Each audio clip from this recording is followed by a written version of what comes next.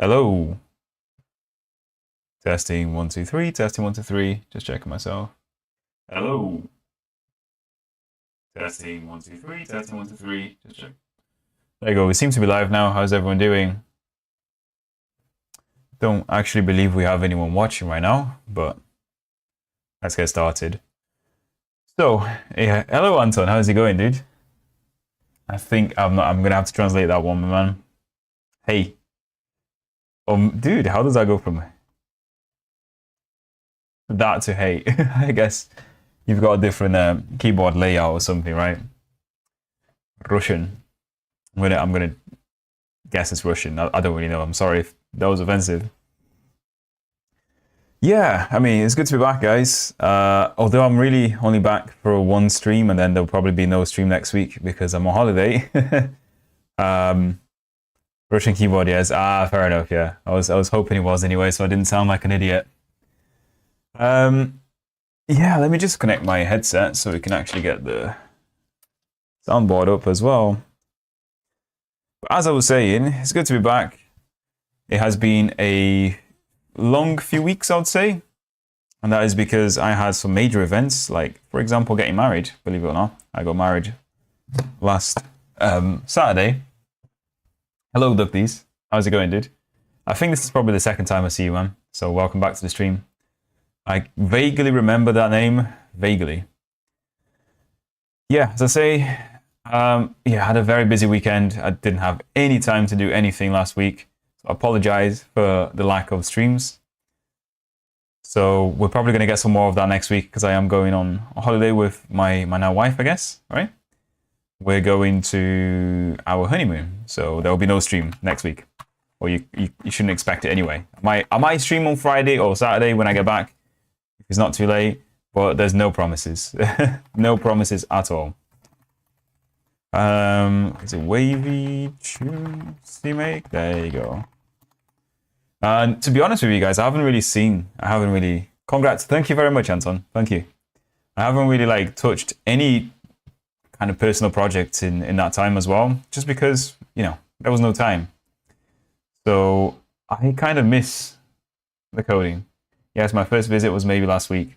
All right, I see. Yeah, I vaguely remember the name, but yeah, welcome back, dude. And last thing I remember doing, it was something off the stream, actually. I remember sorting out the Fourier transform. So it does kind of work well now. Let's see if we can actually... First of all, why am I not connected? There you go. There you go. I'm sorry, that probably sounded really very, very bad for you guys. But I just wanted to test. Huh? There you go. Huh? Okay, the audio seems good. Right, yeah. Soundboard's working. Audio seems to be working. Yeah, so I sorted out the Fourier transform. It kind of works, kind of.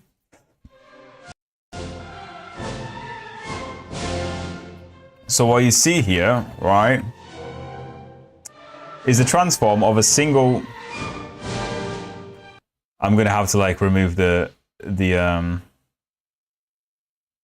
music because it's probably way too loud on the stream. Let me know how it sounded to you guys, because I don't know. To me, at least, it sounds very, very, very loud. And yeah, that was a transform of a single sine wave function, which kind of now works, right? Because we see it on the lower bound. So I think the actual sine wave I did, let me see if I can find it. It'll be source, it'll be wavy tune, right? There you go, sine 10 test. Yeah, this wave here has 10 hertz, I think. Yeah, so it's 10 hertz. So it should only show like something very, very close to zero as having energy. So it kind of makes me think that the Fourier transform is working now. And what we can do is we can try and actually plot the waveform, but it won't look good. It won't look good for a few reasons, right? So when you take a piece of audio to transform, right, to get a transform of, Let me actually get an example here. Audio FFT. Graph or something, right? So when you actually get like a chunk of audio, say like just, I don't know, 2,000 samples, which might be just like that much there. Maybe there's a better image. Where are we? There, that's a good one. So this will be something like, 2,000 samples, and it will, you get the, actually this is only 256 samples, as far as I can tell, or yeah, something like that. Some of the frequencies will repeat, and I think the frequencies are around half. So actually, this is more like 512 frequencies. Sorry, 512 samples, because they're cutting half of it. I don't know why I can't remember the theory behind it, but you only have to show like half of the samples you get in the end after the transform, right? So that's why it kind of looks shit, but let's see if we can get back to where we were in the past, right? So I think we had raw audio or something. We have raw audio there, and then we read it from the buffer into the raw audio.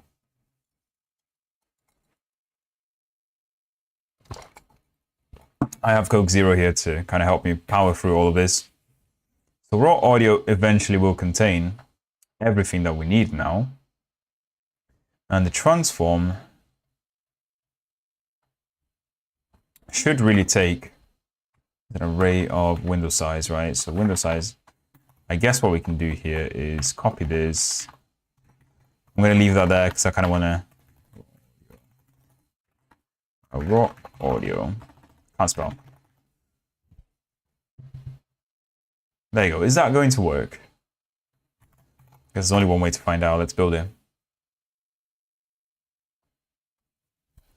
Yeah, so what I showed you was just for testing. I was just creating a sine wave and seeing if it will actually get a transform of that. And now we have the raw audio. So let's see if we do actually... Yeah. Not sure if you can tell, but they kind of repeat. You see, after the half there is the opposite. I'm going to turn this down a little bit because it is very annoying. Anyway, I wonder if there's a way to actually just stop playing or turn the volume down completely. Yeah, I'll do that later, I guess. Yeah, let's do that. Let's do some code to actually turn the volume down because it's kind of annoying, isn't it? So mini audio documentation. Also, I'm gonna bring back the volume because otherwise it's too quiet for anything else. Yeah, so mini audio, I just want to look at the documentation for it. For those wondering, this is the library that I'm using to actually play audio samples in C++. It's a much nicer version. It's a much nicer library compared to port audio or anything like that. It is still low level enough, but there was quite a few examples and better documentation in my opinion, even though it's kind of still lacking. But volume anywhere? Volume, no. Mixing. There you go. It'll be some sort of mixing, right? I guess they're mixing two audio samples together in this case. When mixing multiple sounds together, you should not create multiple devices. Instead, you should create only a single device that makes your sounds together, which you can do by simply summing their samples together. The simple way is to use floating point. Okay, blah, blah, blah. All right, so it just looks like I can directly change the audio buffer itself, right? So the sample buffer. So if I look at that, what is it, write to buffer or something? Where is that using?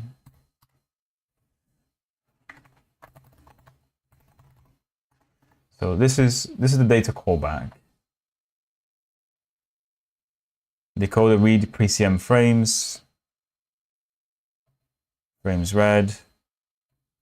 I believe this is what actually will play everything. So reads PCM frames from the given decoder. This is not thread safe without your own synchronization. Very interesting. How is this not thread safe? So P output, that's where the audio will end up at, I believe, right?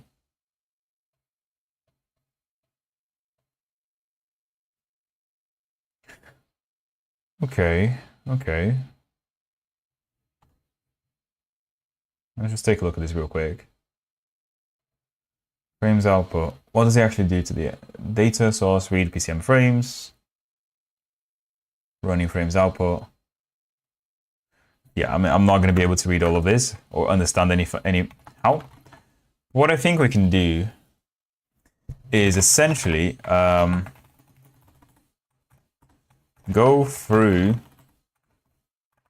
frames read frames times the kind of channel count in P output in this case. Also, let me change this variable name because it kind of sucks. So output. Let's change that input as well. This is just copied code, that's why it looks so bad, by the way. Oh, there's a fucking fly. There's a fucking huge fly. Jesus Christ. I'm gonna open the window to see if it'll go away. Where the fuck is it? I just scared the fuck out of me, by the way. Not sure if you guys could tell that. But anyway, this is frame count, or in fact, let me just actually use the rename function here.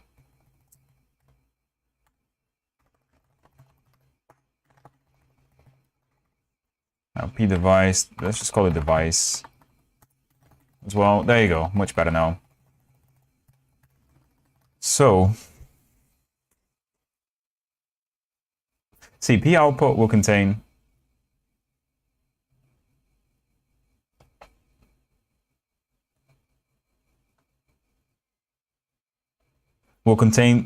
a certain format of data which depends on the format of my device, right? So for example, can't close the window. For example, we can have like 32-bit signed integers, I think, or we can have 32-bit floating points.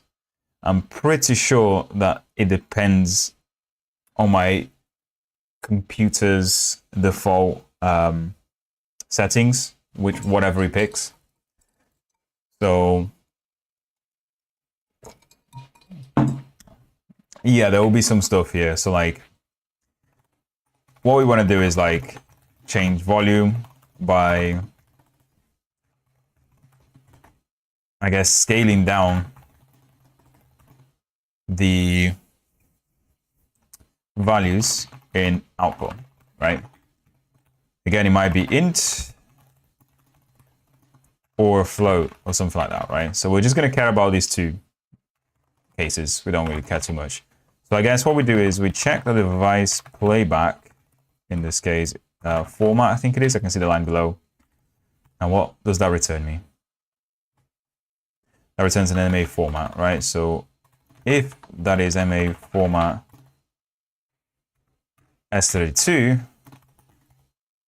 this is where we have signed 32-bit ints for the devices, for the samples, that is, or in fact, let's just const that, right? Let's just capture that in a variable. Sorry guys, I'm burping so much. I've been having so much Coke Zero. I hope you can forgive me for that.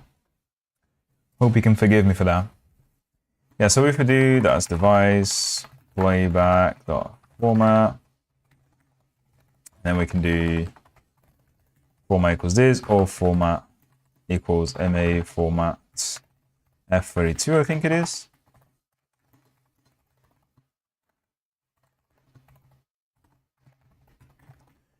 And why do we care about that? Because it depends, like, you want to times the floating points. Wait, what do we actually want to do here? Does it actually matter? Yeah, it does. It does, because it... Yeah. So we want to cast each value in the output to an integer, if it's an integer format, and then times it by the volume multiplier, right? Or we want to cast it to a floating point. What the fuck is going on here? Oh yeah, so that should have been an FD. Else if. Indeed, yeah. Thank you very much, Anton. Dude, I can always trust you to find my stuff, right? And that will mean that we have to actually keep some variable to actually, a global variable somewhere. Let's put it here, right? So static, I don't know, float volume, something, and then we're going to start with. Oh no, it can't even be a float. I'll tell you why. Because we should only do.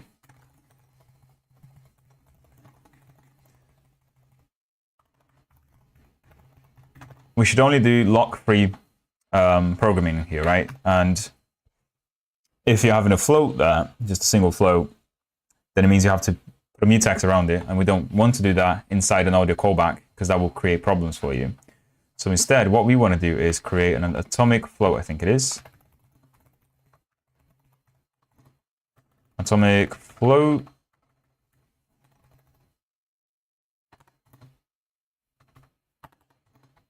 I thought it was atomic float. Apparently, I am wrong. There is no atomic float. There's no atomic float? Really? In C++?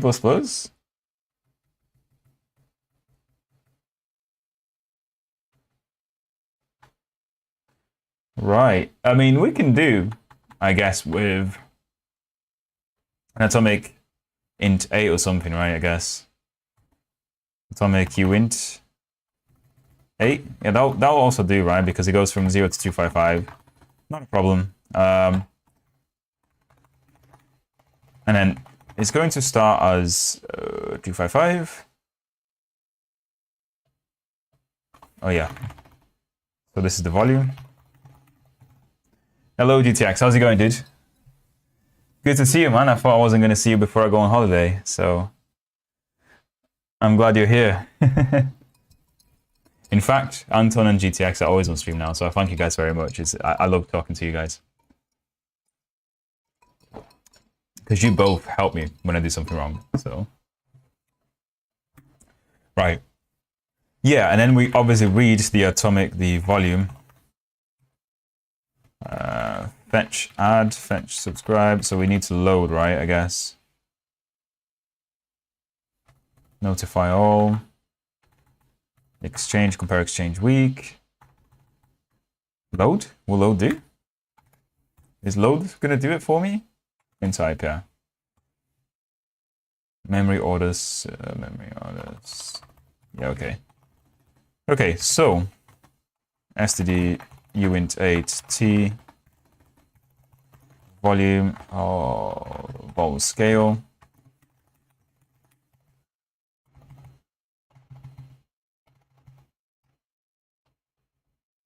Actually, should we put this all into a function? I think we should, right? So we should do something like, void multiply volume, right? Or yeah, multiply volume will do. Multiply volume. And we want the MA device here because we want to query it. Or in fact, just yeah, no, the device will do. Device will do. I'm going to void start output because that's what we get. MA uint. What is frame count? Frames read. What is that meant to be? Frame decoder. That's a frame uint 64t. That is a MA uint 64t frames read, right? How many frames we actually have?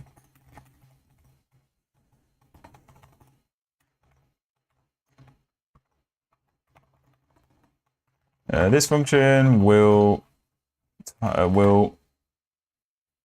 scale the volume up or down. Oh no, just down. Depending on what volume value it gets passed in, right?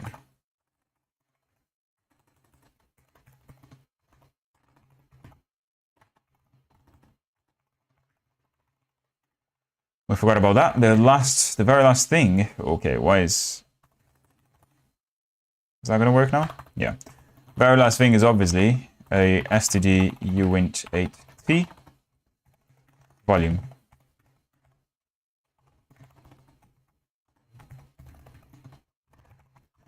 I'm just documenting this because I'll probably move it all later. Oh, I've missed some messages. Very nice progress at work. Finally figured out how to work with huge amounts of data in a specific software. Okay. Very nice, dude. Are you on the databases, yeah, by any chance? That VB.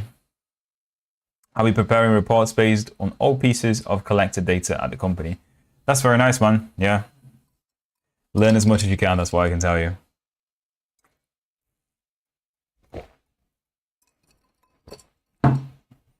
I was going to say one thing that might be interesting to you is like learning how to use NumPy and Matplotlib and stuff, because it creates nice graphics for data, right? So maybe you can integrate a little bit more programming into your data analysis job.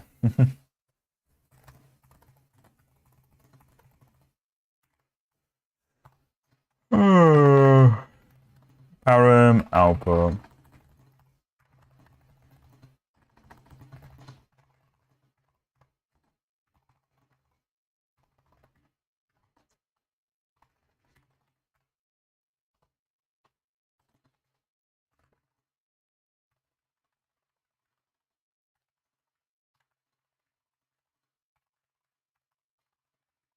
How many frames the output buffer has. And then we have vol. The volume between must be 0 to 255, right? Something like that. It's called Power BI service. Yeah, I've heard of Power BI. It uses Microsoft's proprietary mQuery language to do some interesting things. Ooh, Microsoft loves locking people down, don't they? Yeah, why did I do that? So I want to put all the logic in there now, just so this function stays as clear, kind of, as possible, really. So I guess if we have S32,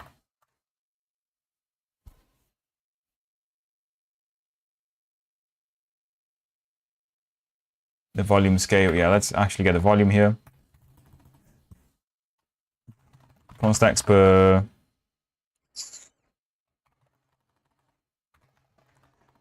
float max volume is 255.50 F. And what we can do here is, in fact, let's do West const in this case. What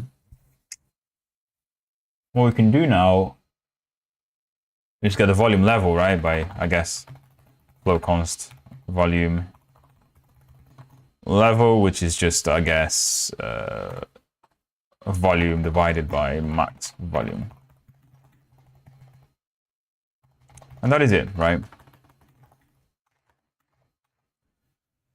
I use my knowledge from databases to do a bunch of interesting things.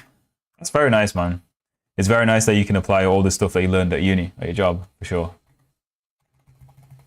Very nice indeed. What's the stream health like? It's good. Okay. Right. Now we have the volume. So obviously, what we want to do now is, I guess, we will have, in this case, the buffer, which will be an int, std int32t. Pointed to that, buffer is going to be a static cast of std int32t of my output. So it should be that, for sure.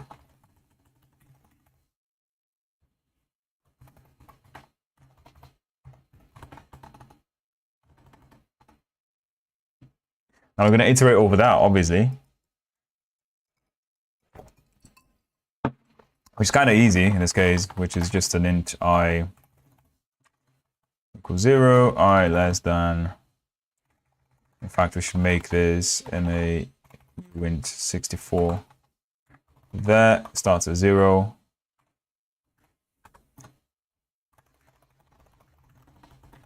Frames red, right? We do expect, I guess, frames red to be more than 0 for sure. What else do we expect? We also expect the output to not be no pointer and valid. Volume is fine, and then another one that we expect is the device not to be no pointer as well. Yeah, that's what I'm telling you guys. Like, if you do C++ a lot, get yourselves on the Microsoft guideline support library, because it gives you very nice things like expects. It gives you casts that might be useful, like narrowing cast, so you know what kind of cast you're performing in certain types of data. But I find the expect stuff really, really useful, right? So this is basically a kind of jacked up assert. So if you know what assert in programming is kind of the same, except with Microsoft expects, you can configure what happens when you build it on debug versus release, which you can't really do with normal asserts. And you can also figure out, like, you can configure like what if throws and, you know, a bunch of good stuff, right? So it's nice, and it also provides ensures, which is like a post condition thing, which you don't really get with asserts, but it works on Linux, right? I use my knowledge. Yeah, Microsoft. Yeah, it works on Linux. It's just C++, man. It's by Microsoft, but it, you know, it works on Linux. Don't worry about it. The library itself you can get from here, by the way. So it's just on Conan Center, Conan IO Center there. And if you search for Microsoft GSL, or just GSL for that matter, there's MS GSL. This is the one here. Last released on the 22nd of April, which, yeah, so you can see they're still putting some effort into it. I hope it doesn't go into sunset, because I do use it quite a lot. And it feels like with like C++ 23 and C++ 26, most of the stuff in the GSL is no longer needed. So for example, GSL is good if you want to use like spans before C++ 17. I think, is it 17 or 20? It's good for a bunch of other containers that it provides as well. But yeah, I don't mind Microsoft. They make some nice stuff. Yeah, they do. They make some nice stuff. I think the main stuff with Microsoft is that, you know, you don't know what's going on in the background. But, you know, with their open source stuff, so GSL, I guess to a point, Visual Studio Code as well, if you install the open source one, not the proprietary one, you kind of can see what's going on in the background. But most of the time, you know, people tend not to like Microsoft because where's your data going, right? Where's your data going? That's what I can say. Yeah. Yeah, so let's go through that. So less than frames red, plus I. And what we're going to do here is basically just say buffer I is equals to, or basically times it by the volume level. And we're going to static cast it back to an MA float. No, what is it called? STD in 32T, right? Yeah. Oh no, wait a second. We want to do the multiplication in floats. Oh, what did I just do there? In floats, right? So really what we want to do is get the value const std in 32T sample, get that, and then we do buffer I as equals to, and then we do static cast of the whole thing. I keep saying uint, but it's in 32T really. And then we do the volume sample, volume level, times the sample. That should be a bit better, right? And obviously on the other side is a little bit easier because in here we just have a float, I guess. buffer is going to be a static cast of float into the output. And for, it's just the same thing really in here. Oh, did I not copy this? Yeah, no, this is a little bit easier, you see, because we have the float already, the sample already as a float. So in fact, we can do something like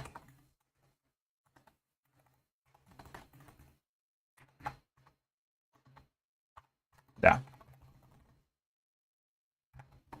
Volume level. What is it, right? And this is it. This is how you kind of change the volume. It's not too hard. I mean, it's just a bunch of multiplications, right? Nothing beats enterprise, easy to use software from Microsoft. Yeah, I agree up to a point.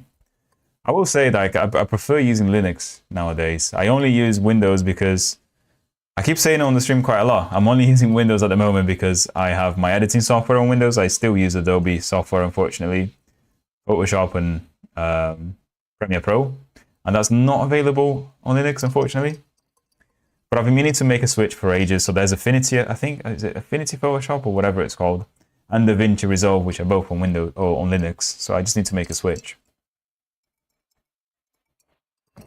And another big reason, as you can probably guess, for me using Windows is gaming, right? I mean, a bunch of games just don't work on Linux, especially if you have anti-cheat on the game. So for example, League of Legends won't work. Counter-Strike might though, I play that one as well, but very rarely. And a bunch of Riot games just won't work, straight up. Yeah, some require C, OpenMP, CUDA knowledge. There is some interesting graduate programs at my company. You should apply for those though, especially CUDA, because like CUDA knowledge is basically gold today. Like you make money with it. Edge, there's no such thing as easy to use software from Microsoft. Yeah, I will say though, Soneji, that some of the stuff is quite easy to use. So for example, I was setting up like remote debugging on VS Code the other day. Like I was compiling, this is actually at work, right? So I was compiling programs for, or a plugin for this program that only runs on this other machine that we have because we only have one license. And setting that all up with like the OpenSSH server that Microsoft provides you with nowadays, which believe it or not, they actually do that. Plus like SSH file system and like mirroring file systems on your drive from like a different computer. It was fairly easy to sort. Like I had a better time than when I do it in Linux, to be honest. But you know, it wasn't, you know, it wasn't that easy, to be fair. But it does impress me how things just work sometimes with Windows. It does impress me. DaVinci Resolve is nice. I have used it before. The Fusion panel is very nice. Meets Energy is very convenient. You have N data sources. You can very quickly connect all of them in Power BI. Yeah, but that's the thing, GTX. The point is like, my point here is like, by using Power BI and writing your entire software stack, your analysis stack in Power BI with whatever like querying language they've got, mQuery or whatever it is, you're essentially just locking yourself to Microsoft. So you can never develop on a machine that's not Microsoft. If you want to put it on the cloud, for example, if you want to automate things, you have to buy Windows VMs, which are way more expensive, usually way more expensive than Linux ones in whatever cloud provider. So I do get a point that is nice. It's probably very nice to use and easy, right? But at the same time, you might be missing out on learning some of those skills in not an open source way, but just doing the same thing with like SQL, Postgres or something like that, and being able to deploy those things by yourself online, you know? It will be slower, unlocking yourself to Microsoft, sure. That was more of my point. Saying that I'm not against using it at all though. I mean, I've worked in companies that only develop for Microsoft as well, so we had to use their databases and, you know, their development stack.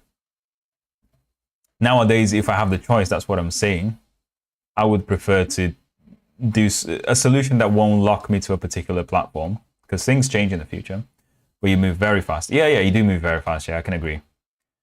Like the easier it is to use something, right, the faster you're going to move. And it's like, this is one of the things I've been noticing at work quite a lot. So as you all know, I've switched from mostly doing C++ to sometimes doing C++. I'm mostly doing JavaScript on, front end and back end development now. And what I can tell you is that it's so much nicer to work in JavaScript than C++, just because you can get a whole complex ass feature in a day and demo it the day after. And when you do that 3 or 4 times in a week, it feels good. It feels like you're being productive, right? So, and it goes back to your point. It is easier to use. I mean, it is easier to do JavaScript than C++. That's not not an opinion, I guess. So it is, you move a lot faster for sure. Right, so in theory, we've got that. We've got multiply volume, right?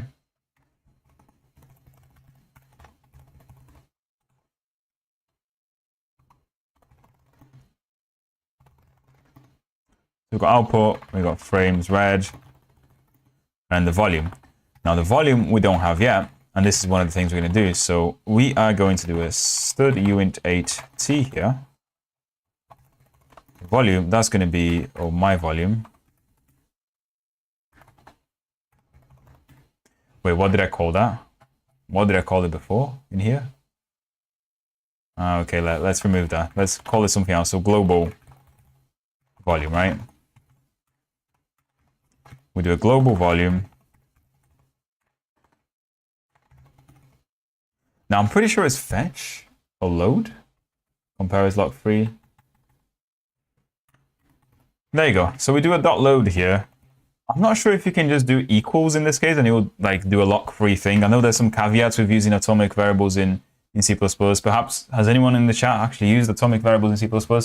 I rarely use them, but I do remember reading something about always using the functions available to you and not relying on like the assignment operators being overloaded and stuff, because some of them could mean like if you do a global volume plus 1 or something, that will not result in an atomic operation. That's what I read at least ages ago.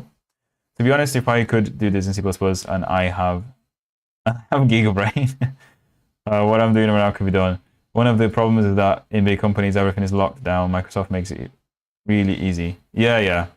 I mean, you probably wouldn't do what you're doing in C++ anyway if it's just data analysis and like sanitizing data, changing the format of data and then putting it into database.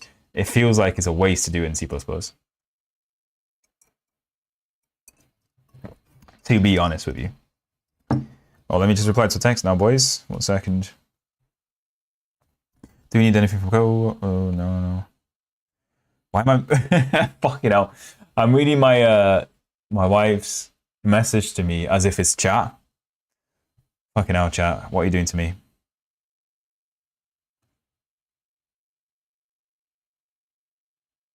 Anyway. That's fucking hilarious.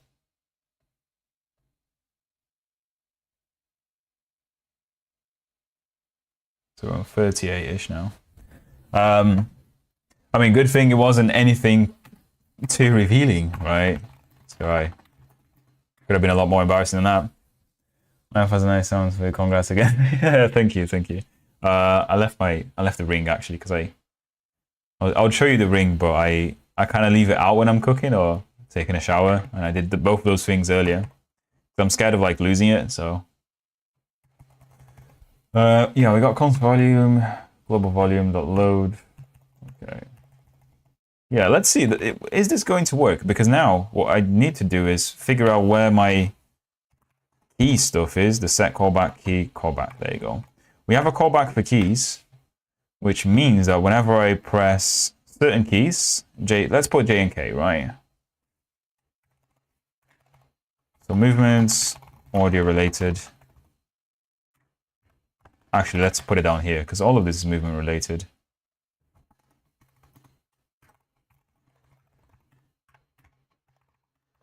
Global key D, J, an action GV press, or action is repeated. What we're going to do is a global volume.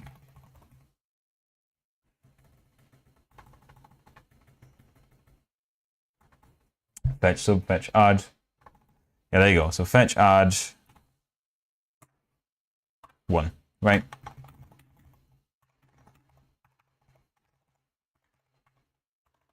And then if we have k, fetch sub 1. Right. I'm going to build it and see if the volume is actually working. Hopefully it is, because it's been very annoying to like run this program and then have you guys just blow your ears out, I guess, because it's so loud. Alright, let's see this.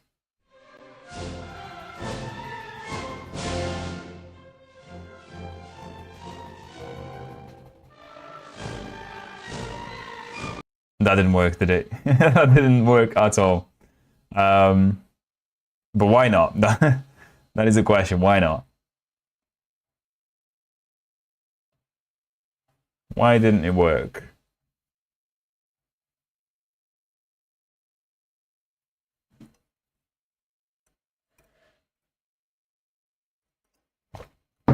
I can see the pain on your face. Yeah, no.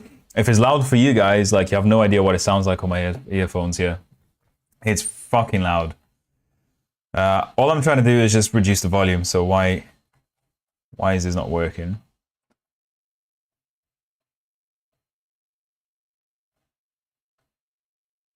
Write to buffer, read from buffer, multiply volume.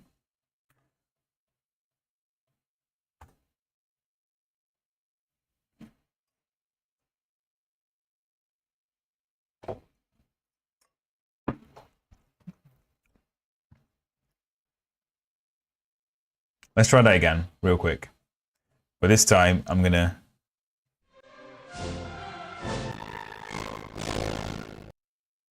That didn't sound good, did it? That didn't sound good at all. What am I doing wrong here? Let's do that again. So I'm basically overflowing it. And it's going to 0 straight away. Alright, so let's see. So sample. What have we got here? The volume level is 0. So now that buffer I is going to be sample.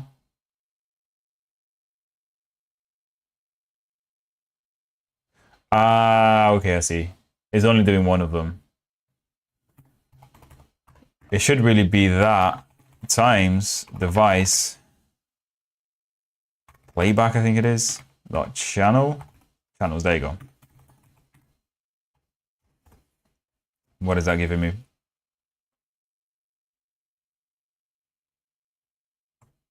Okay, great. Let's try that again.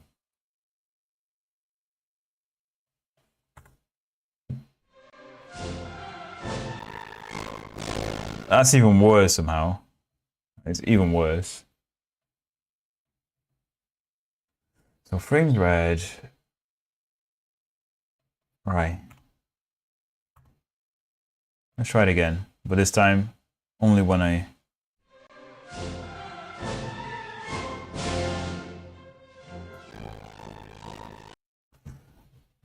Let's put a breakpoint in this motherfucker and see what's happening here. So less than frames times number of channels. Apparently I've got 900 frames read.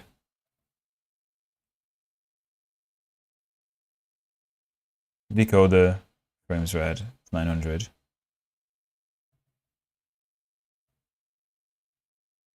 So it's in 900 frames a second. Sample was minus something. So let's do it on the debug console. What do all these things look like? So I think it's P array, I think it is. P array buffer 100 or 100 buffer or something. There you go. So now if I do 900,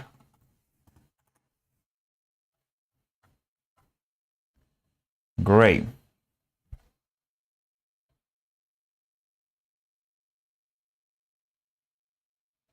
Fine.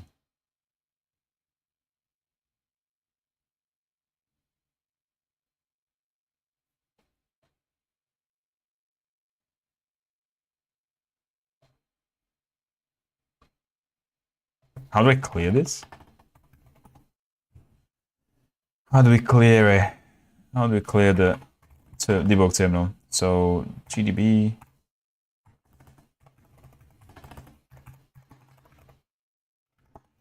Clear screen.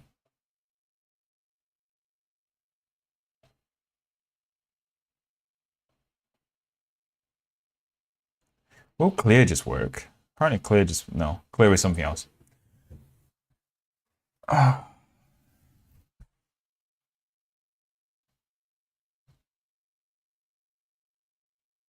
Volume level is 0. Let me just do something, right? So if I just take a look at why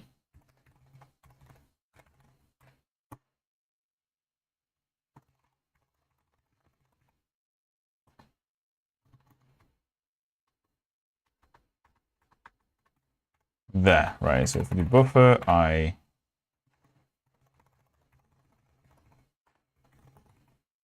something like that. Let's just build it again. I want to just see the value that we get from after this multiplication. That's all.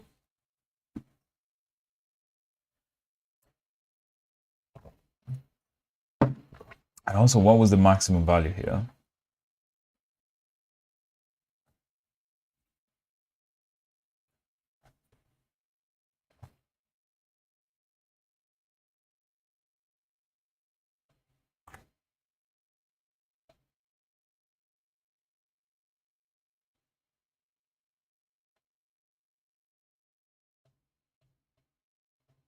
That's the maximum value, right?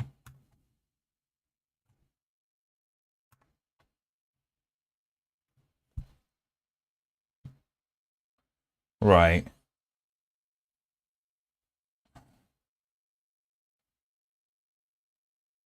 Let's try it again.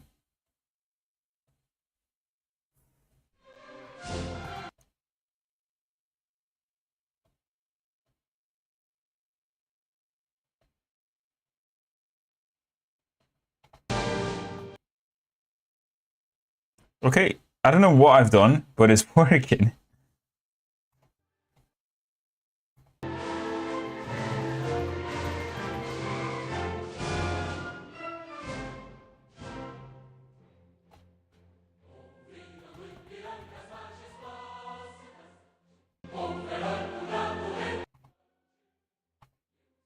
Okay, yeah. That volume is definitely going up and down, for sure. Ideally, it would have like a little UI here done in I am GUI. Yeah, hey, GTX, do you fancy doing that UI for me, man? You can you can do that one for me if you want.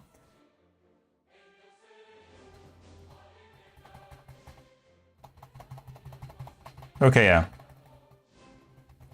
What did I do? Like, what did I change? That's what I don't understand. I don't understand what changed here.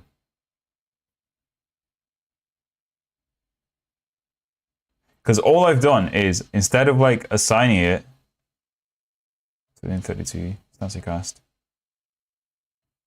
Wait, volume level, what is volume level? That's a float. That times a sample. Okay, there must be some sort of like weird conversion happening here.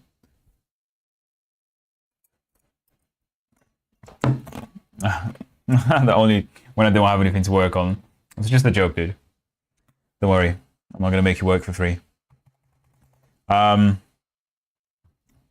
so all I've done here is literally just change that from this to, I guess, this. So I assign it directly.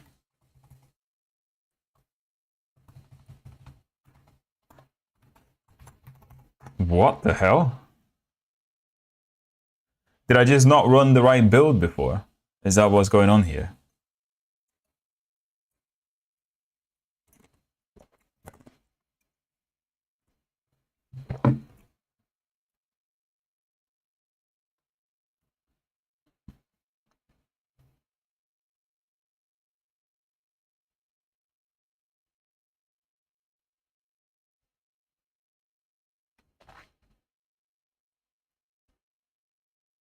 Right.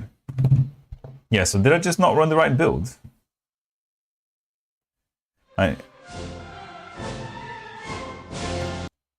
Okay, yeah. I just didn't run the right build. So I think initially when I built it the first time, there was something wrong because I was only doing half of the samples.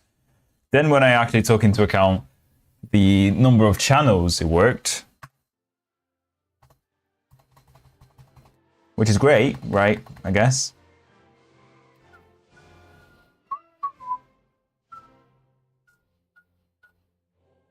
And also, maybe instead of just doing like one add, so fetch, add,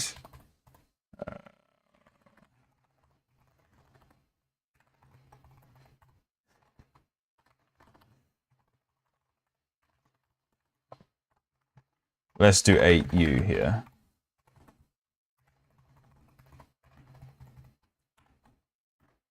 Also, let's just volume step.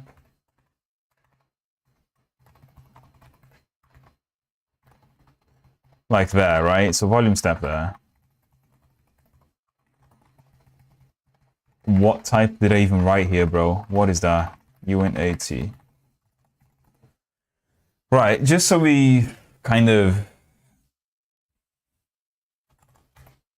Just so we kind of go up and down the volume scale a little bit quicker, to be honest, because like going one down every time is kind of shit. Well, we've done the first mixing, the first part of mixing, which is nothing to do with what I wanted to do in this video, for sure.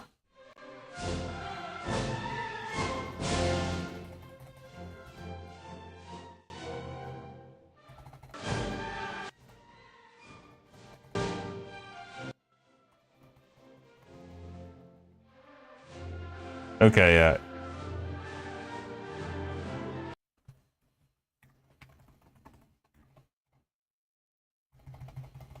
What's the volume though? So if I just show the volume as well, so std cout, I guess. So do we have log anywhere? Yeah, we have cout, right? So cout will do.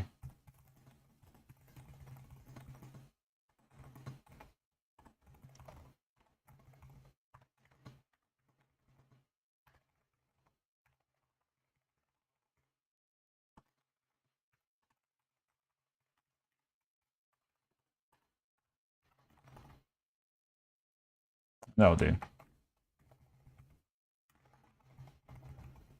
Right. I just want to see what volume we're going down to, because it seems like if I press it twice, it's already going, is already wrapping around, which is a little bit weird, because it should, we have 256. 256? Yeah, I guess 8 will make sense then. Maybe 5 will be better, because we start with 255, right? Which is full volume. So yeah.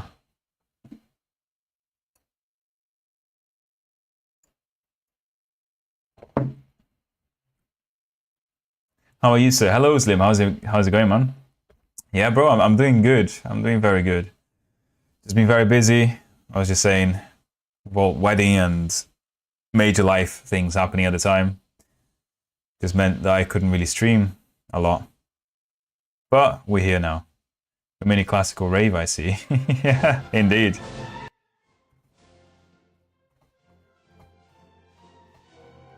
Oh, can anyone see what's going on here, by the way?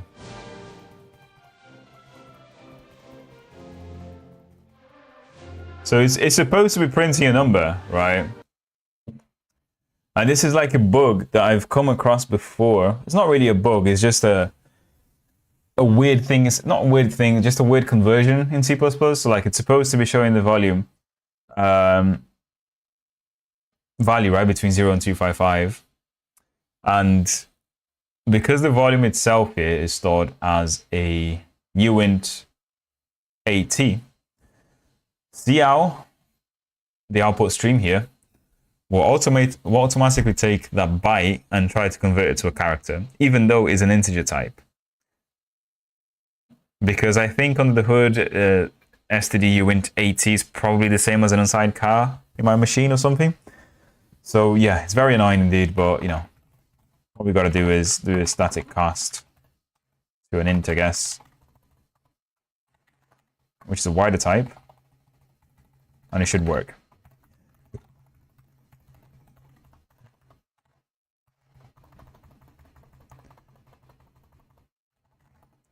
remember like coming across this before, like in a very, very obscure place. I can't remember what it was, but it was like a fucked up bug we were looking at somewhere for ages, and it turned out like this number we had was being turned into a character.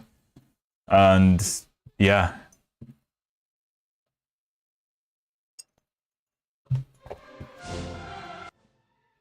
There you go. So volume 4, volume 9.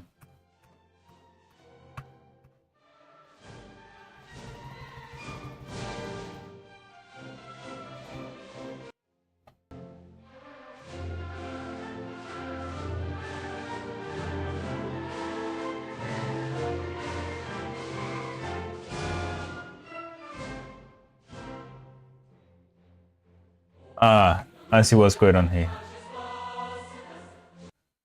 So not all the volumes actually do anything. I think because we have an unsigned int, right?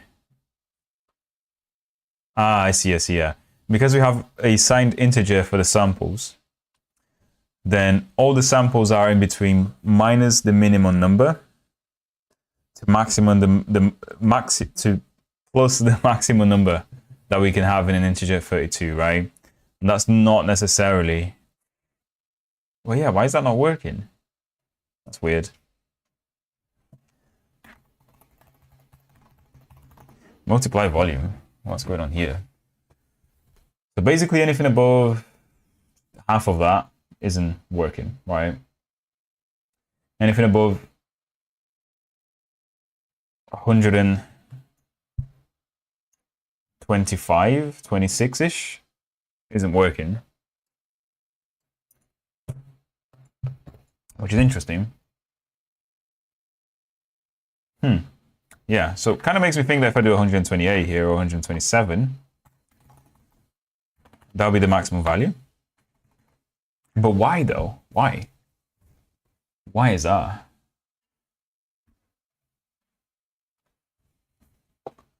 Maximum volume is 127. Volume is eventually coming from here, which is 255 uint 8t atomically. So it can go to 255 for sure.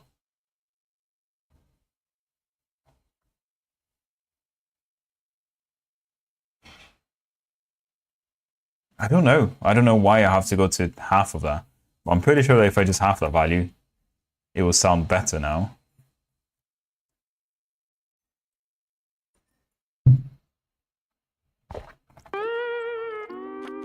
Oh, wrong sound. I meant to do this one.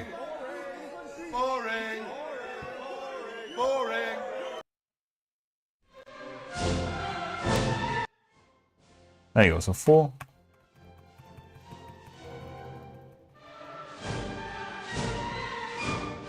See, past this, nothing really goes up. It's the same volume. But when I go down,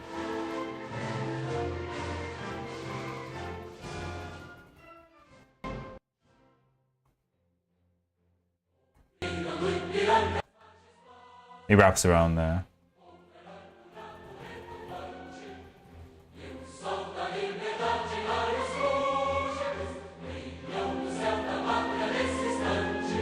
Yeah, it's just been clipped somewhere. I'm actually falling asleep, but not because this is boring, but because I woke up at 5. Yeah, no worries, man. Well, if you have to sleep, my dude, go for it. I'm falling asleep too, and not because of this sound. It's because I also woke up at, well, not 5:45, but 15 minutes later at 6. It's very sunny here in the UK, so the sun hits you in the morning and just wakes you up. So I have no idea why this thingy, the volume, is only going up to half of what it should be, and it still sounds like full volume. No idea.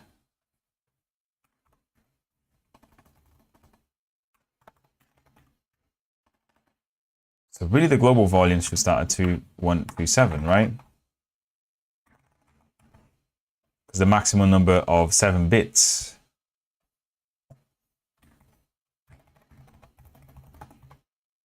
Yeah, I'm just so...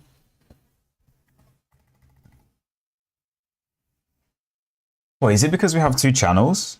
Is it because we have two channels and each of the channels should only go up to half of what the maximum sample value should be? I don't know. I don't know. I'm going to take it as that's what it probably is, right? So, yeah. Which also means we have to kind of put some logic around so it doesn't wrap.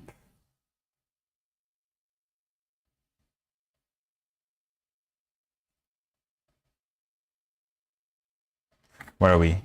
Key J or something? There you go.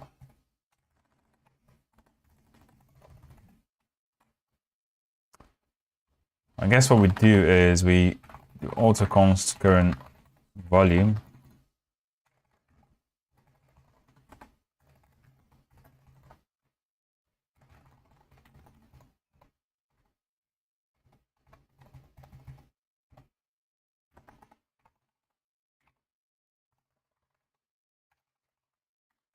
The current value is less than or equals to 127.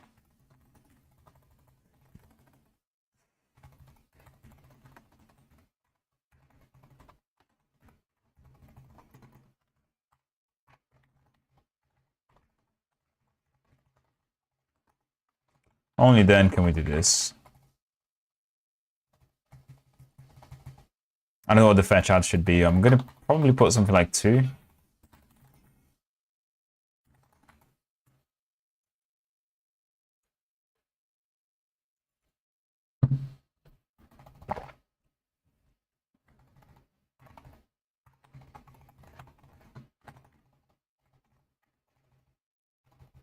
And then in here as well, we're going to have min volume, right? Which is just going to be 0.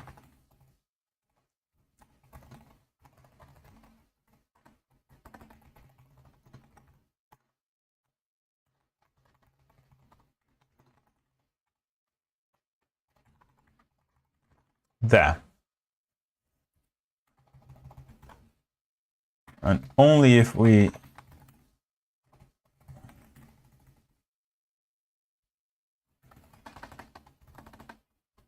yeah.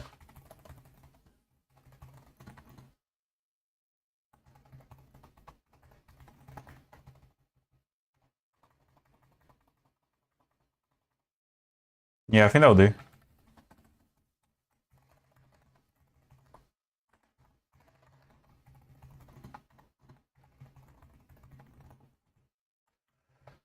So we don't have current volume. Okay. So what is current volume meant to be? There. All right. Should work a little bit better now. All of this, and we still like haven't got into what I wanted to do in the video, which is, you know, to get those frequencies that we get back from the FFT, and then log scale all of that. So yeah. Yeah. Okay, is it better now? Let's see. So it shouldn't wrap around now.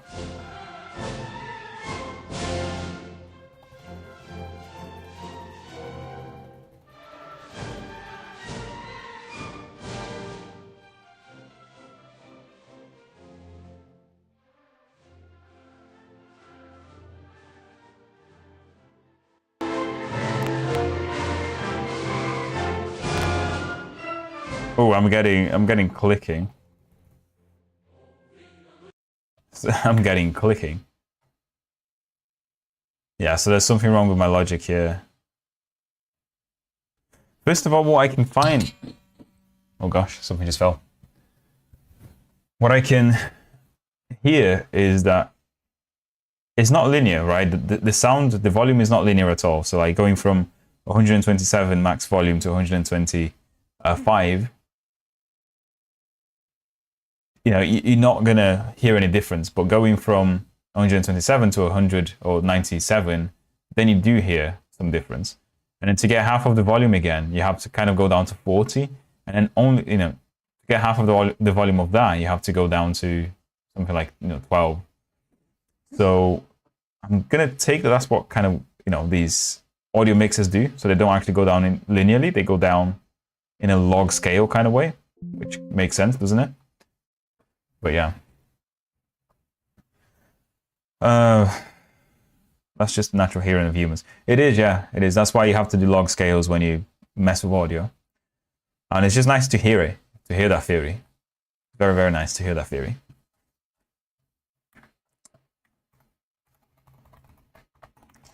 So first of all, yeah, there is some logic mistakes here. So if we are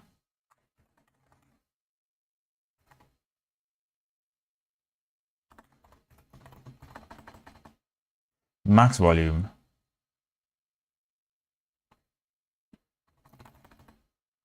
minus, I guess, the volume step, that's what it should be here.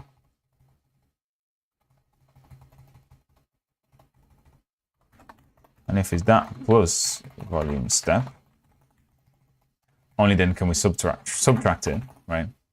Let's try that now.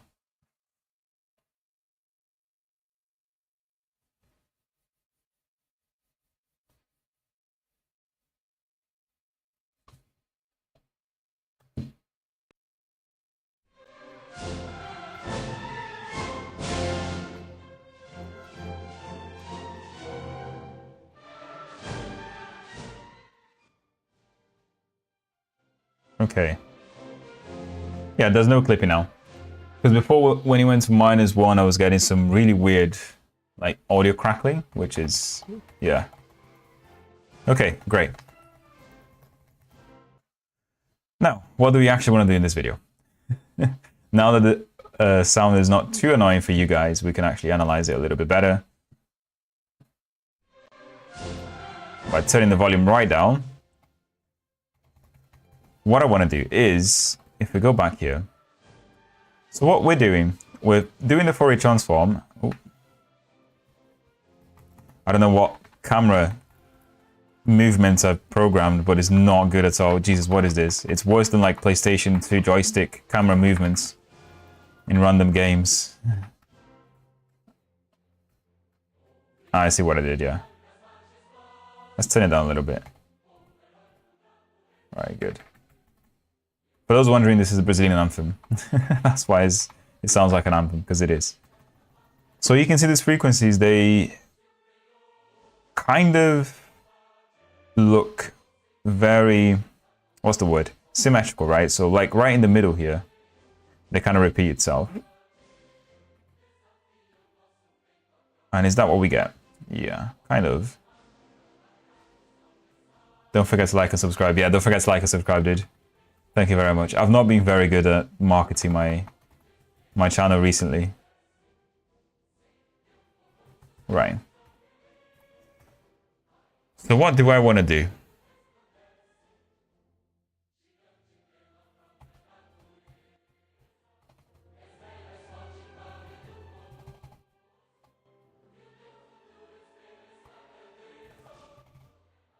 I just don't understand why, even on low volume, right, we kind of get nothing. Like, we kind of still get these bars. Why is that? Why?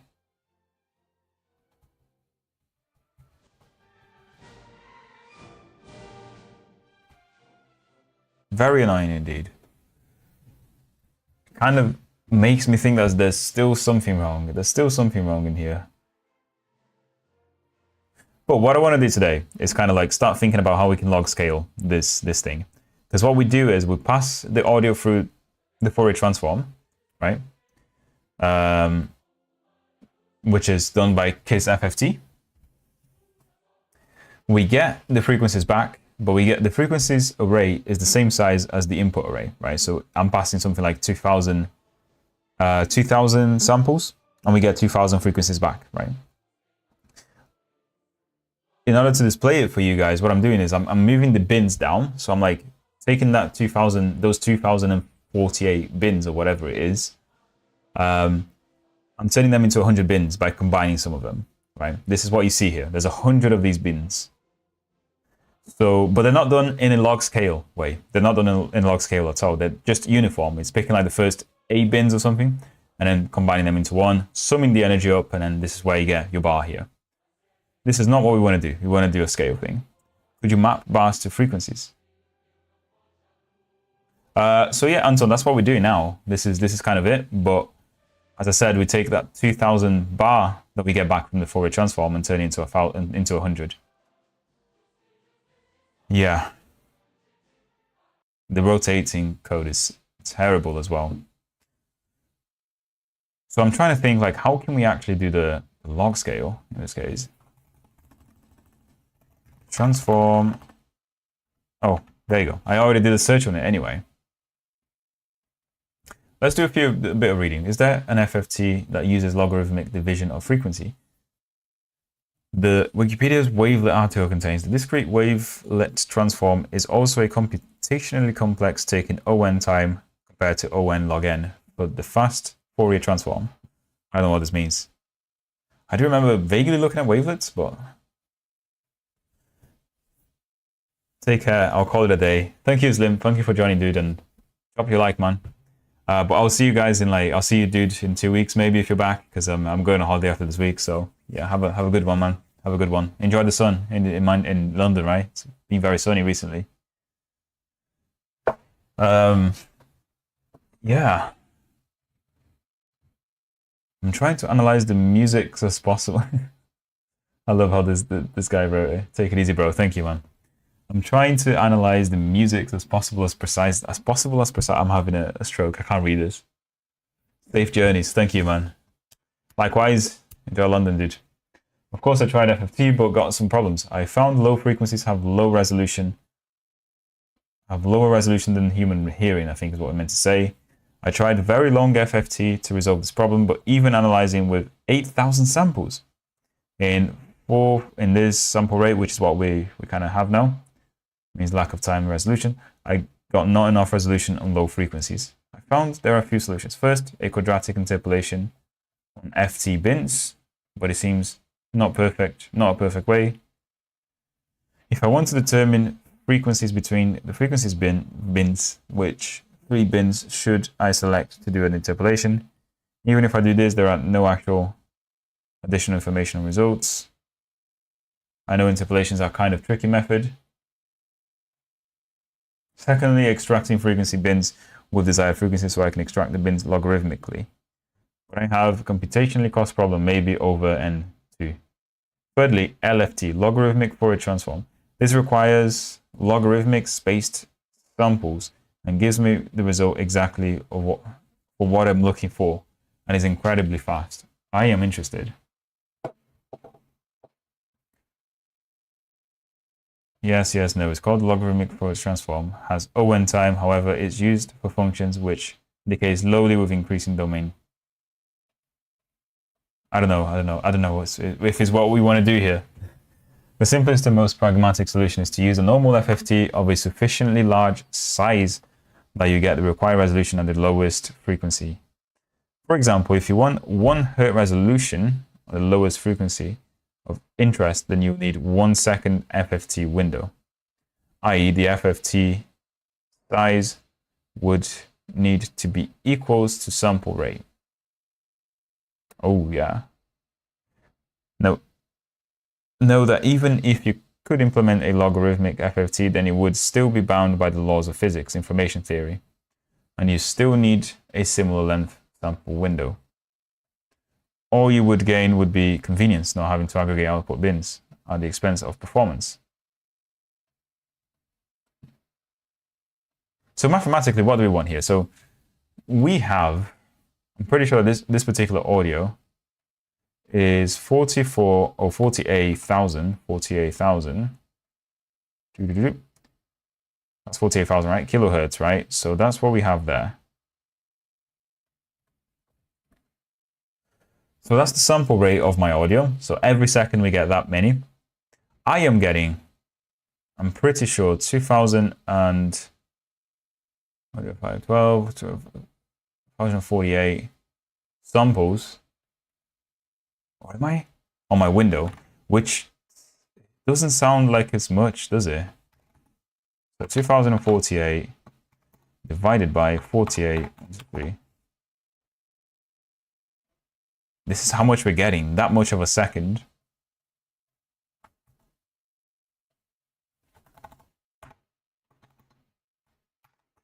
Which is this many milliseconds of audio. So 42 milliseconds of audio.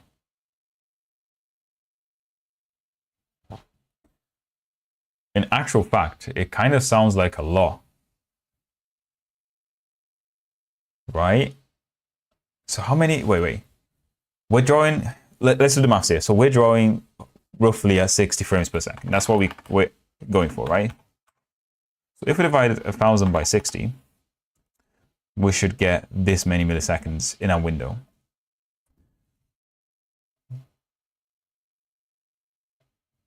So 60 divided by 1,000, so 0.6, right? So that's how many we want to get. So 48,000 kilohertz, right? Times that. Yeah, roughly I want to get that much, that many samples, right?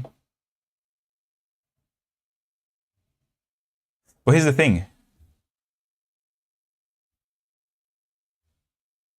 That sample rate is for 2 channels. So I'm not sure if we want double that.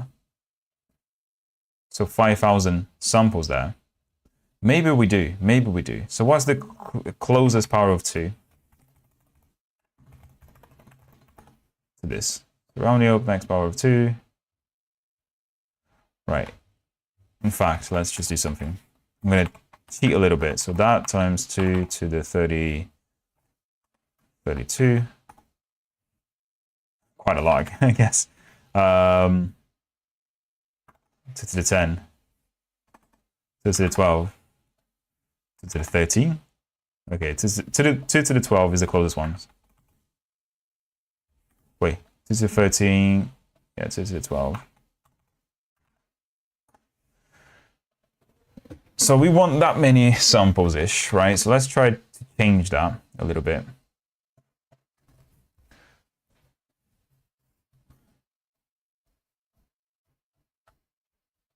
So we're getting that many samples now.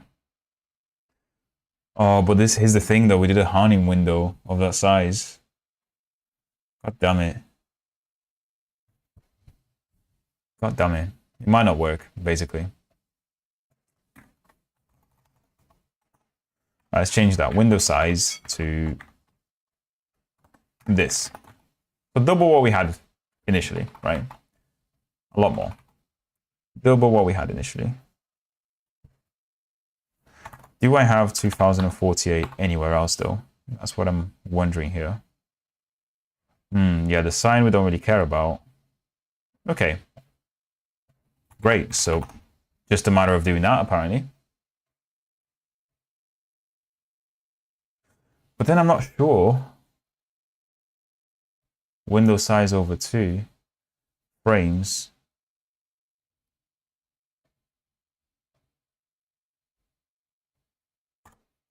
So what happens when I can't read that many?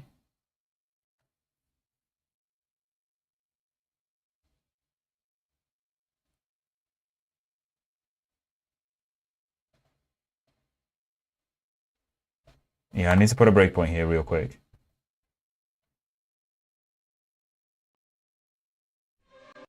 Okay. So the number of frames I want to read is 2048.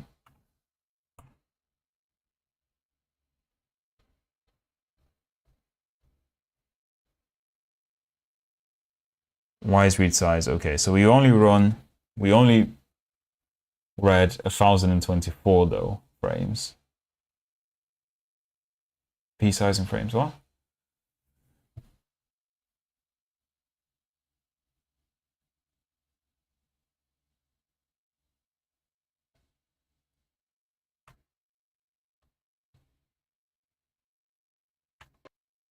We actually read 1024. And that's how many we put into the buffer. I have a circular buffer for all the audio that's coming out of the speakers. So I want to wait for that to fill up first.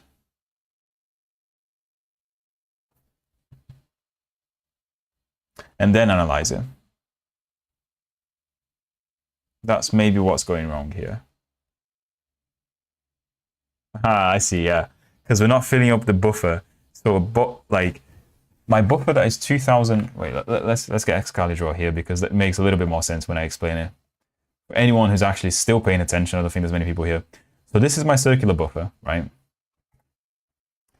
And what I'm saying is, when this buffer fills up, or it gets to, let's say I want to analyze the first 2000 samples, which say is this window here. The function that's actually reading things is only filling up this much of the buffer, right? And what I'm saying is, later on, when I read from buffer, somewhere here, right? I read it into raw audio, and raw audio is an array of window size. So everything else that's not on this little window here is zeros. Zeros. And that is why I get weird shit as the bars. That is why.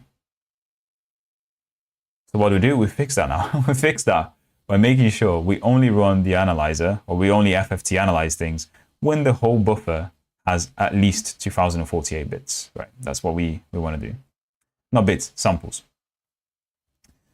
Okay, so we've got some hope. We've got some hope of fixing this. Which still isn't what I wanted to do today, but we're fixing this. In other words, maybe read from buffer should return the number of... First of all, let's no discard this and change it to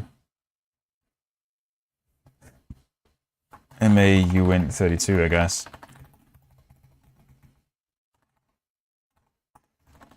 We're going to slightly change the documentation of this because we do something else, right? So read data from the current audio buffer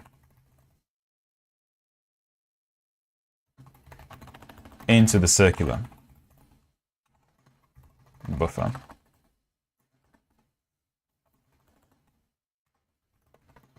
Buffer the... Oh shit, fucking hell. The fly's still flying around and it keeps scaring me every now and then by just coming into my ear. The great things about having summer in the UK is just you get loads of flies going into your houses and not leaving ever. So this is the circular buffer. This is the mini audio circular buffer. Data. What's data? What's data? Destination. The destination for the red data.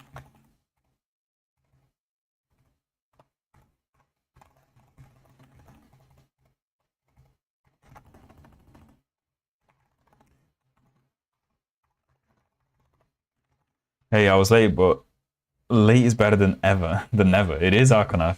Hello, man. How's it going now? Not all. Sorry, Ahmed.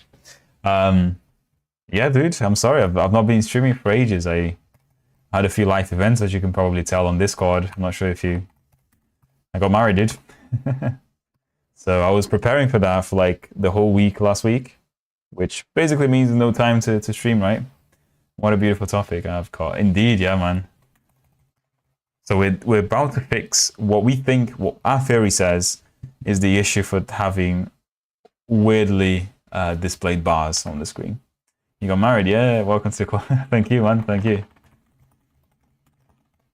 So I'm about to have way less time to do streaming now. So we've got data, we've got frames, the number of desired, I guess, number of frames to read. And parameters, format, the format of the playback.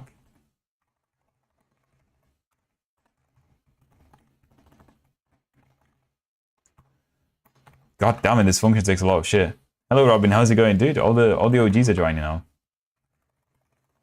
So channels, the number of channels. Now, the important bit that we're changing now is like what it returns, right? So it return a number of samples actually read into data buffer. Congrats on the marriage, buddy. Thank you, dude. Thank you. It was lovely. It was stressful, but lovely, you know. I guess you guys will find out one day. When you get married, make sure you plan everything. I guess Arconaf has already done that, right? Don't do my mistake and wait until 37 to make whiskey.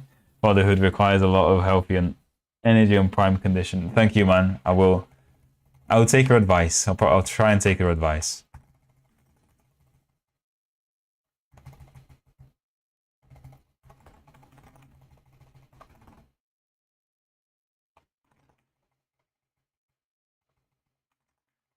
Red size is 0. Okay.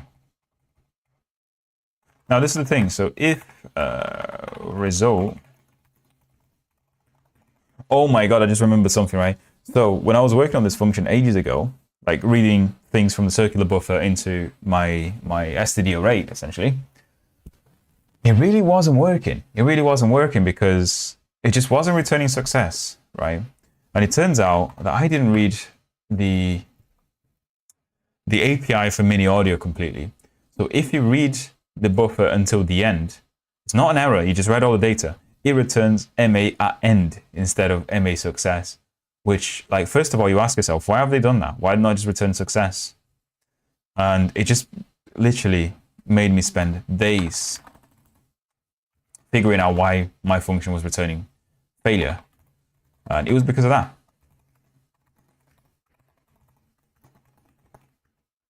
So if it's success, return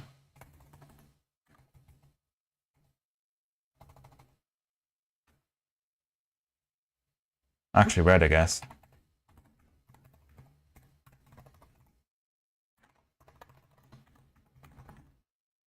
I mean, do I even care that it's successful? No, I just return it, right?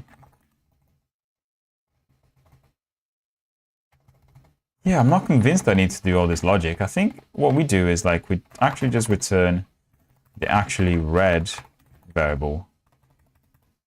Oh, and also get very well with your in-laws. They are invaluable assets during child raising. I'm getting all the fatherhood mentorship from Ahmed right now. From Arconaf. Sorry, Arconaf. I'm going to use your YouTube name. You probably don't want me to. Don't even want doxing you. Yeah. I'm going to put an expect here, I guess. So result. Let's just do that in here.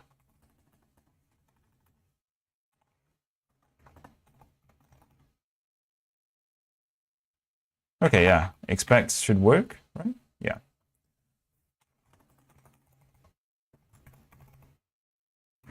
Right, so why did I do that? Because now when I do read from buffer,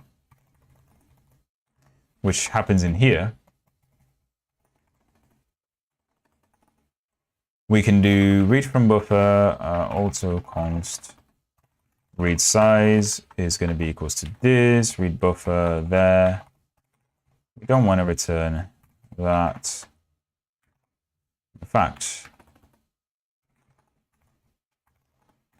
let's format a document. Wait, are we missing something? No, we're not missing anything. Yeah, so if read size, or in fact, when do I ever zero the? Okay. I need to do something here. So I need to create a counter.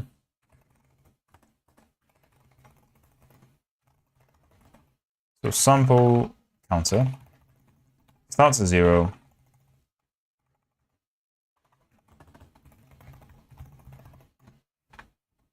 Sample counter is going to be there. So read it into raw data plus sample counter. Okay, so how? Yeah, we need to work out how many we actually want to read.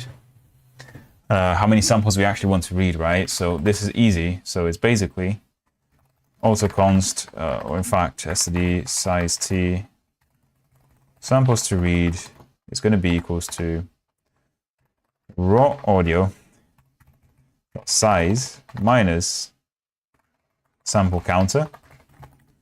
This should always be less than sample counter. We'll start at 0, just be the size, okay? So we're going to fill it up. We're going to fill it all up.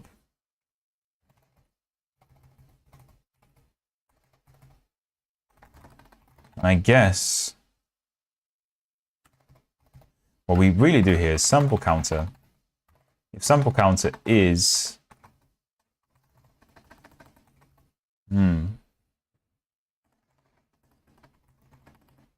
equals to raw audio size, we're going to resize it, right? Yeah, then we kind of resize it here.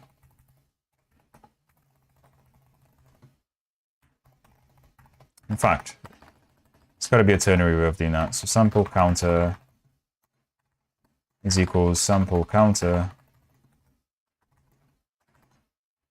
raw audio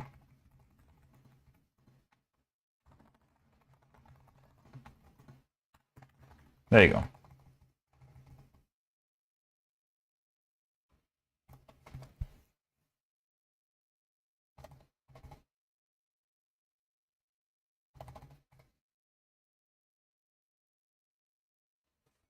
And then we only do the transform, so we only analyze it.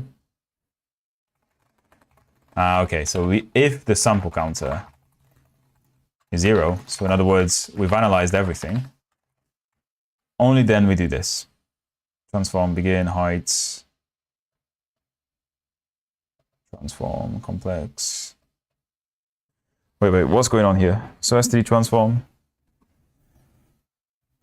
We definitely only want to analyze it once we have the raw audio, the full raw audio. And then we actually have the transform.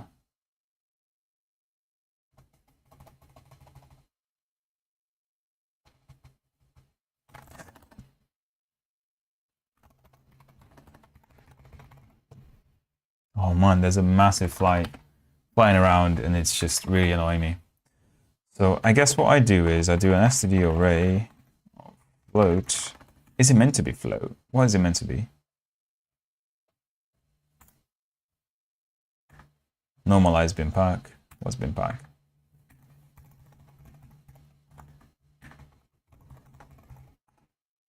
So bin pack will return me an output of out size. Okay, float. Okay, right.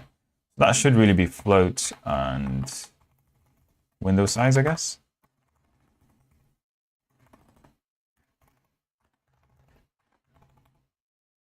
$100. Right, this will start them as 0 for sure. And then I can reassign it later in here.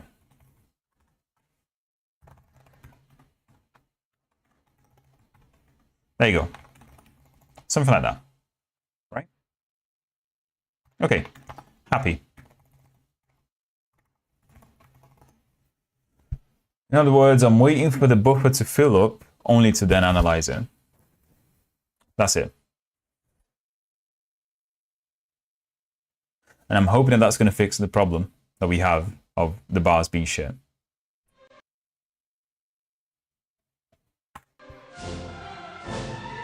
It doesn't. It's a little bit better though. Let's turn the volume down. There you go.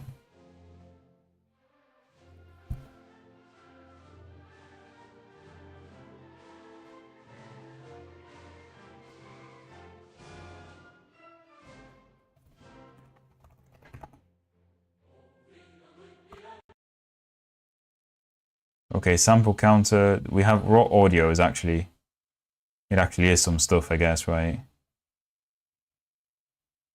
This is mostly 0 though. Okay, that's not right, is it? So after 2,000. Okay, yeah, we've got some hope here.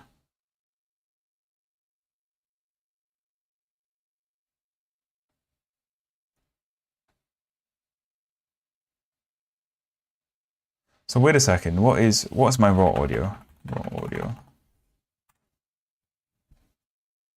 Window size, which is that much.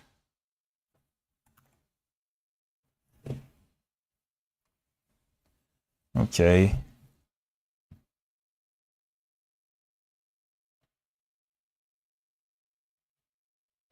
I want to read window size as well.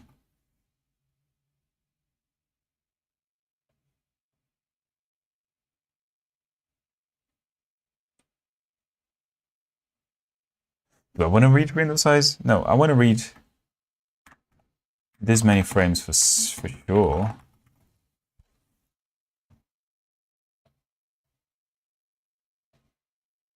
I need to see what's going on here because I have no idea. The samples to read was 4,000. Sample counter there.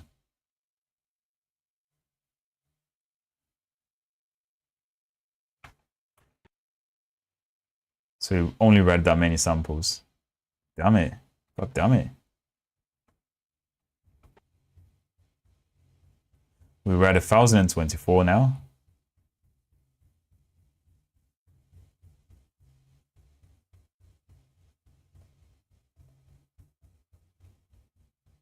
Wait, there's got to be some max issues here.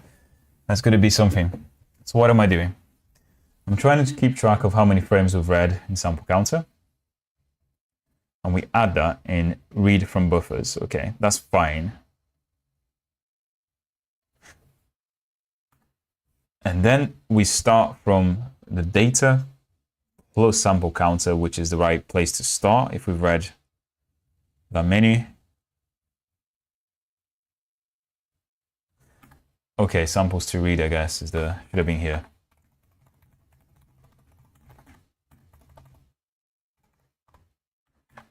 That's what we should have been.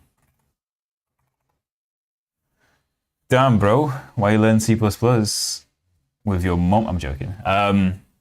Just on my own, my mum. Been doing it for a long time, really.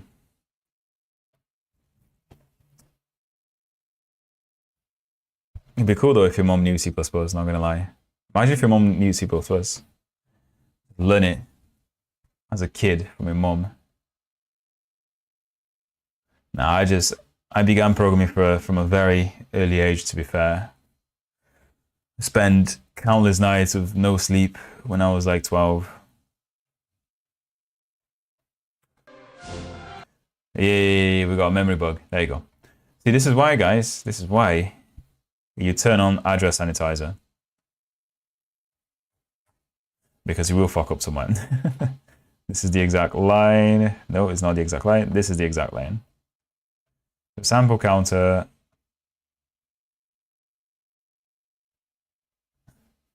Me learned just for data structure suggests some beginners project. Yeah, I mean, dude, a lot of people ask. I get someone on stream every day asking me that, and simple answer is just pick a project you like, man, and do it. Just do it. Just pick something. Pick a game. Make a web server or some shit like that. Make a website with C++. You can do that, believe it or not. So sample counter.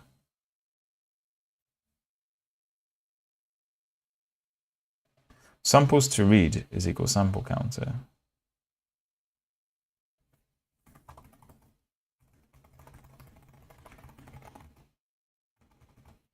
So samples to read. Oh no, it was right. It was sample counter should be reset. Like if it's the size of the raw audio.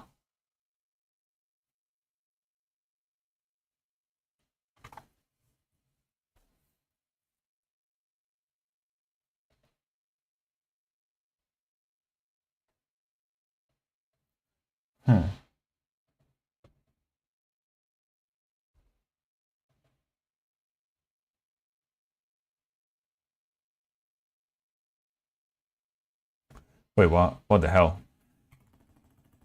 That should have been samples to read there. There you go. That might be a bit better now.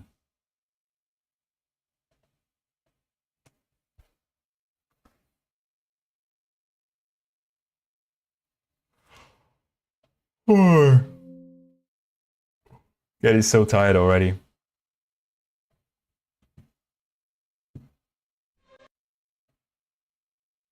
Okay, let's see what the raw audio actually looks like. We have zeros everywhere. Now we have some data. But is it zeros everywhere though?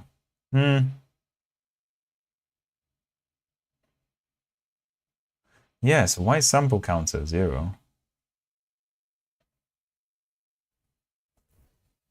There it fucking is. The flight. Gonna have to kill it in a second because it's really pissing me off.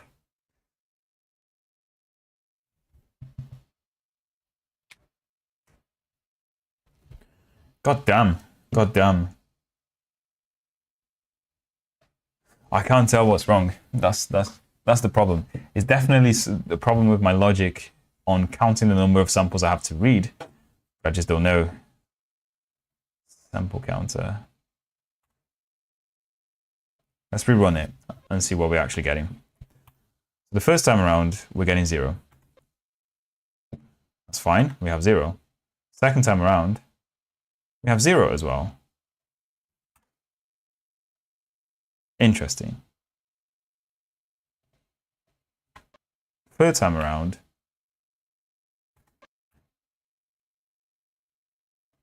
so this function is always returning 0.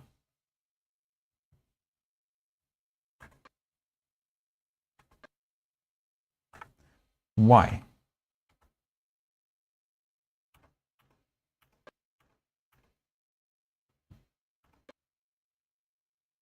We did actually read something.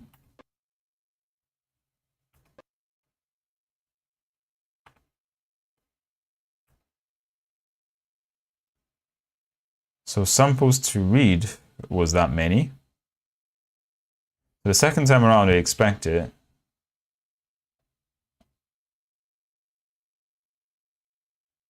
Ah, I see. So the logic is wrong here, right here. So it should have been, there you go. Me bad. Yeah, so this logic was supposed to reset sample counter as soon as we have the number of samples that's exactly the same as the size of the array. So when the array is full, basically, for analysis. And yeah, that was annoying.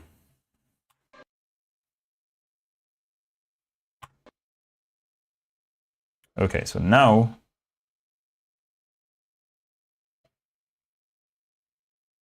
God damn it, move. Oh, I can't put things on watch. There you go. And it's still no, it's still not doing it. Still not doing it.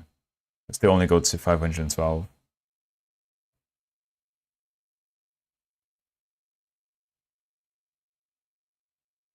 Yeah, but we don't have all zeros anymore though.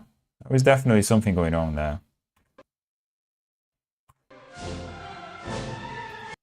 Okay, so let's see that. I do expect not to have zeros everywhere. See, and there's something wrong with my reading, for sure. There is something really wrong with this reading of data.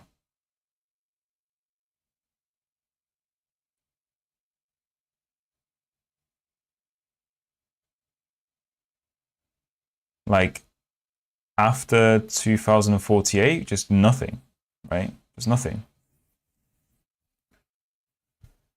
So read from buffer, we have samples to read, which is the third one, frames. The desired number of frames to read. Frames, yeah, we do have that.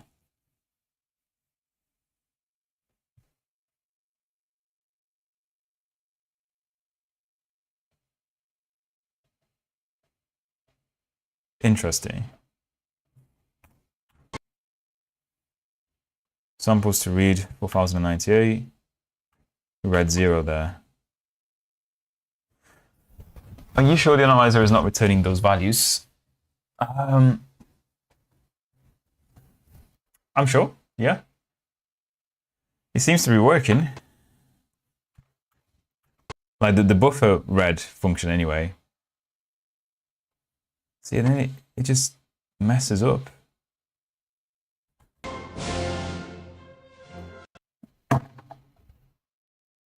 Dude, this fly, Arconaf, this fly is just annoying me. Like, it keeps like flying on my face and then fucking off somewhere. Did you write the analyzer as well? See, this is the thing. I wrote an implementation of Fourier transform, and that was giving me what you see now. So like bars that don't really make sense, right? And I thought, right, so it must be my implementation of the Fourier transform. Let's switch it to something else. Switched it to KISS FFT, which is a little bit faster than mine. And it still gives me shit, yeah. And yeah. So basically it's not the analyzer. I've switched like implementations of it, and it's not the analyzer for sure.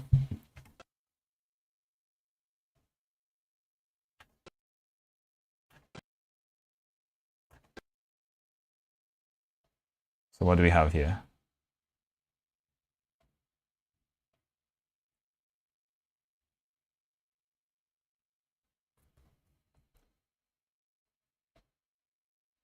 What are we actually getting though?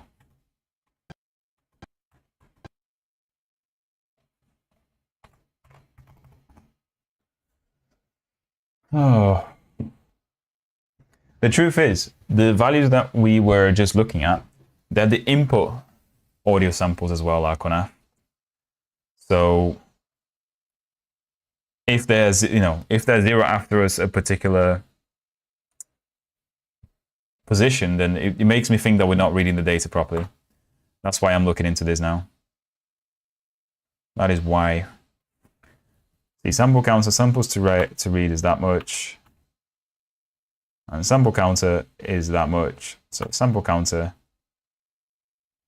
should now be, ooh. Why did it change again? Okay, let's try that.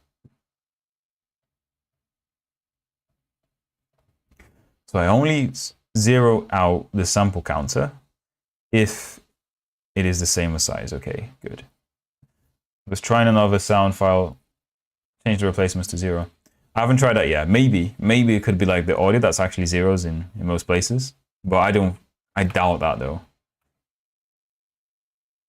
Sample counter.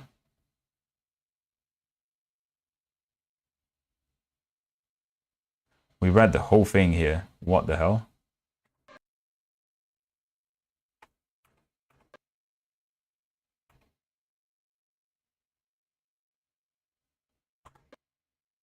Okay, so raw audio should have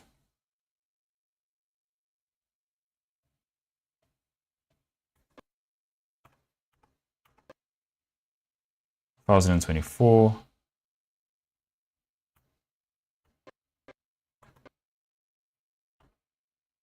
Samples to read. What?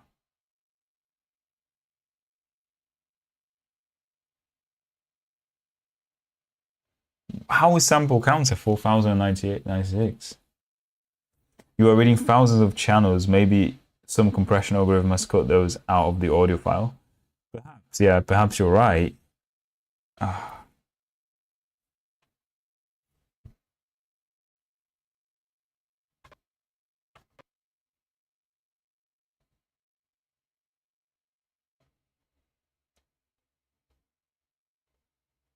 See, but there's zeros in a few places, and then it's odd though. It's odd looking, to be honest.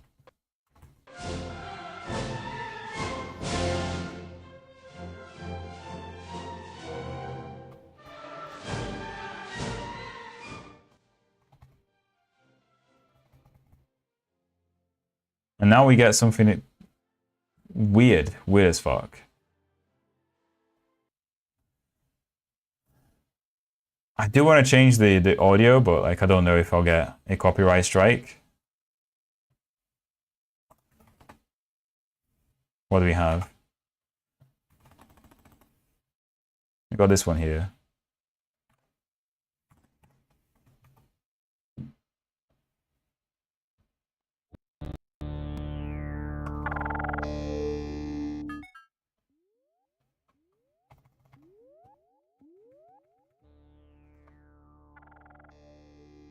See, it's still the same. I'm gonna stop that because I'm gonna get a copyright strike if I play Craftwork on stream. Yeah, I don't really know. I don't really know. It is definitely like the cause of the problem is definitely because we're not filling the entire buffer with proper data. So that is the problem here. I'm gonna put a to-do comment here because I'm need to figure out why read from buffer is reading dodgy data from the output into the raw audio buffer. Yeah, I'm going to put a note there, otherwise I'm going to forget when I'm working on this alone. But yeah, I mean, kind of shit though, isn't it? Kind of shit.